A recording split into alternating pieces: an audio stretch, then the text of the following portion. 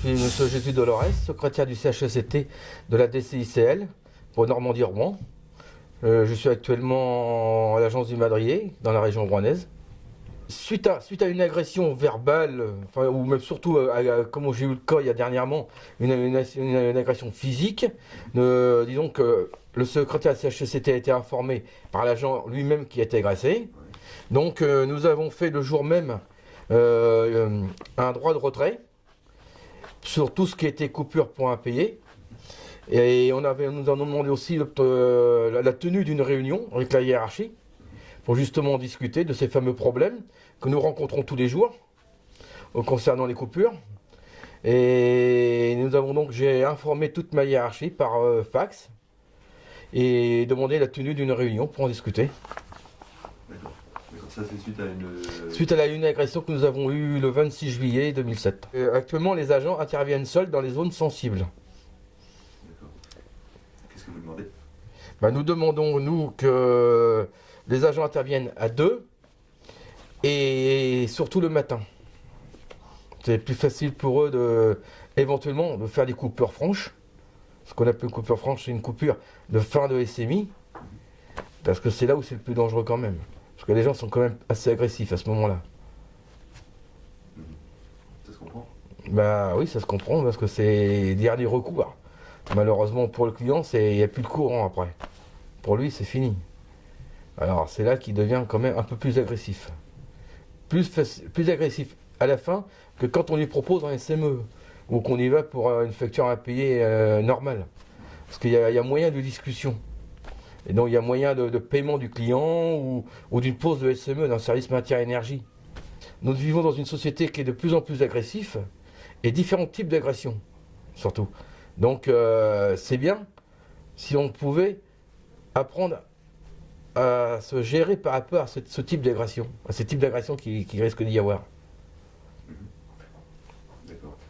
Est-ce que effectivement, est-ce que ces agressions-là, simplement en faisant une session de formation, peuvent être évitées, ou est-ce que les problèmes sont plus éviter, on ne pourra peut-être jamais les éviter, mais on pourra savoir gérer ces agressions, ces types d'agressions. Si on sait gérer, il n'y a plus de problème. Il y aura moins de problèmes. Et on saura comment faire vis-à-vis du client agressif.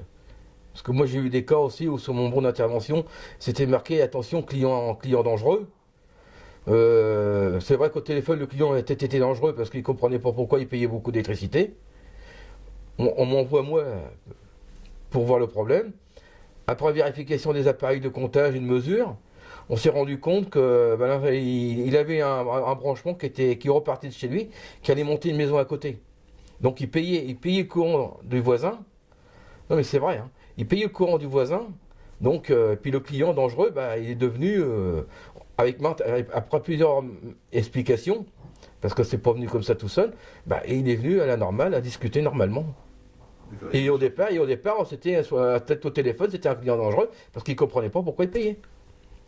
Donc c'était la dernière qu'on a eue le 26 juillet, pour l'instant elle est en arrêt de travail. Je pense qu'elle va avoir une prolongation avec son médecin. Mais la première que nous avons eue, là, elle a été suivie quand même psychologiquement. Parce qu'elle s'était fait enfermer dans un immeuble par un individu qui l'a menacé avec une arme à feu. Alors, c'est vrai que là, ça fait réfléchir quand même. Qu'est-ce que vous faites, vous, au CHSCT, pour suivre ces personnes ? Alors, ces personnes-là, ils vont voir des médecins, des psychologues, puis ils sont suivis quand le temps nécessaire. Bon. Que fait l'entreprise ? C'est eux qui font ça, parce que nous, au CHS, on les suit, mais sans plus. Hein. D'accord. Jusqu'à essayer d'obtenir, vis-à-vis de la direction, au moins de travailler à deux, à minima, sur les coupures pour impayés. Est-ce que les zones sensibles existent à Rouen ? Il y a des zones sensibles à Rouen. Seulement, la hiérarchie ne veut pas définir ces zones sensibles. Nous avons essayé d'en discuter plusieurs fois en CHSCT, et ils n'admettent pas qu'il y ait des zones sensibles sur Rouen, et dans la région rouennaise, dans l'agglomération rouennaise. Et malheureusement, il y a des zones sensibles. Elles sont définies comment ? Qu'est-ce qui définit une zone sensible ? La définition de la zone sensible est définie par le type d'agression que reçoit l'agent quand il vient faire une intervention. Là, on peut déterminer la zone sensible.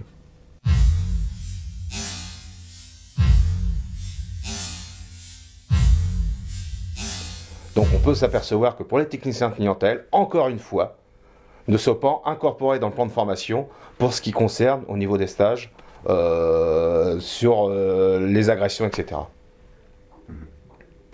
Donc le rôle du CHS, là, prochain CHS extraordinaire, c'est d'imposer, il faut absolument que les techniciens de clientèle puissent faire ces stages pour justement éviter ce qu'on a pu connaître hier matin.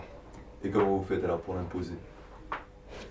Le CHSCT fera des propositions au président justement pour avoir des pistes de réflexion, et ça fait partie d'une piste de réflexion, la formation. C'est important.